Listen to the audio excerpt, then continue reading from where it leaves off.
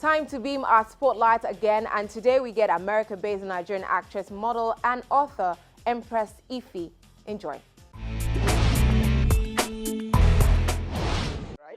Exactly. So you may keep talking and it's more than 15 minutes later, we just open the door. EEEFY, popularly known as Empress EEEFY, is an accomplished actor, model, fashion designer, personal stylist, and motivational speaker based in America. Born and raised in a modest family in Nigeria, EEEFY fought on many insecurities during her growing-up years, which eventually fueled her drive to success. She went from barely feeding right as a young girl to earning numerous credits in the creative world. Well, actually, it's just being me. Because everything I do with ease. See, if you do something that you love, then it's no longer a struggle. You're not fighting for time. You just go with the flow. Okay, I need to do this now. Okay, I need to do some writing now. Oh, I'm thinking, oh, let me pen down my thoughts. Oh, I want to design this dress. I feel like designing something different. Oh, yeah, I want to do a new style of bag. I just think when it's in you and it wants to come out, it just comes out naturally. So that's why I always say to people, please do the things that you love.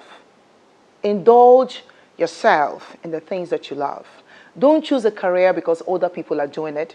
Don't choose a career because you think it's lucrative. Choose it because you love it. Because if you love it, you will do it with ease. Even when you encounter challenges, you will confront them with ease.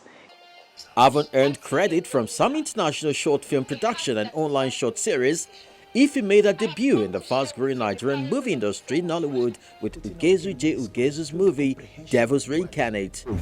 In one sentence, summarize why you're putting up a misconstrued comprehension of words before a doctor of high repute.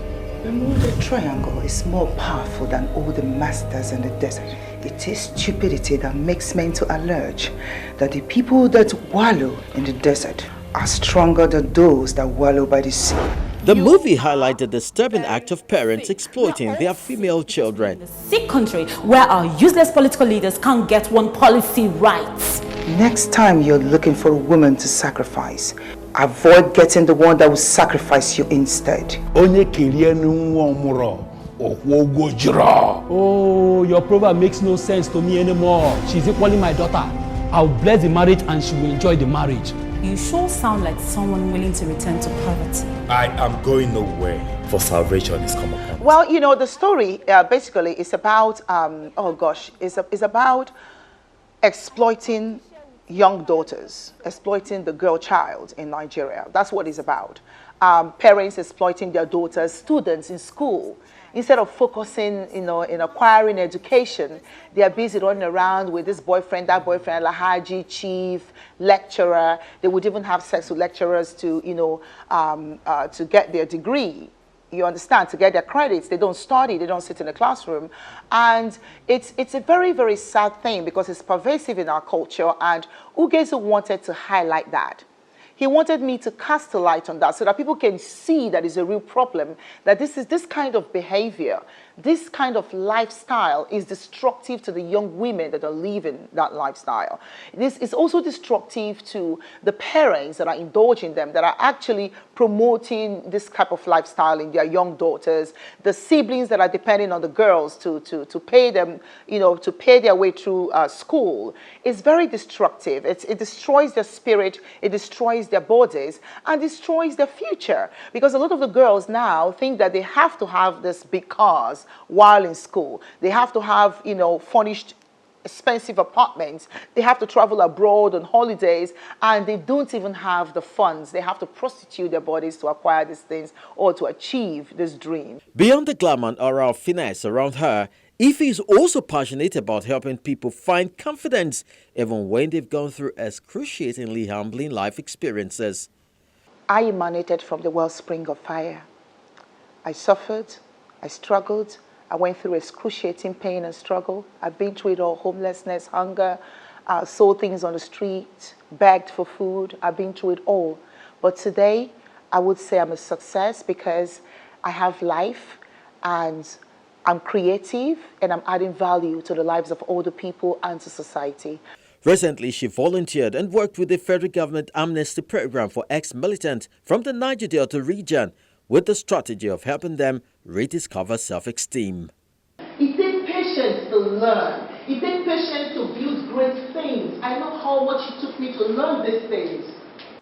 There are lots of people that have been through or gone through that amnesty program I heard from the past and still reverted back to their destructive ways.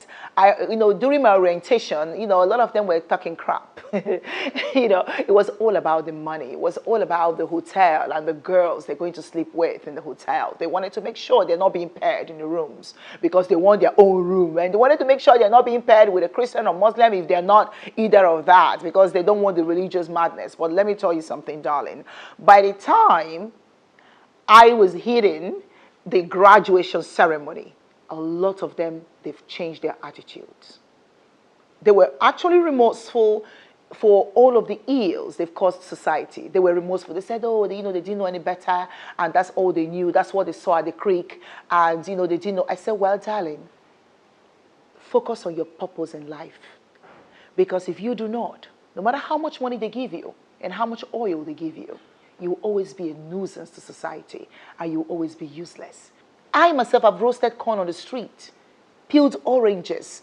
I've sold rice, pepper, okra in the market. When we had the train running through my one market, I used to carry things, when the train is coming, we run from the market. I use all kind of examples for them to understand that not everyone you see like this came from the silver spoon and golden spoon. A lot of us suffered. A lot of us didn't have the parents to spend money on us. We had to suffer to become a success, and they need to do the same thing. They cannot depend on government. These government officials don't even know them by faces. Who cares? They don't even know you by names. Empress EEEFY has soared above our insecurities and is now on a mission to helping others rediscover their inner beauty. Okay, I thought you see, but you see.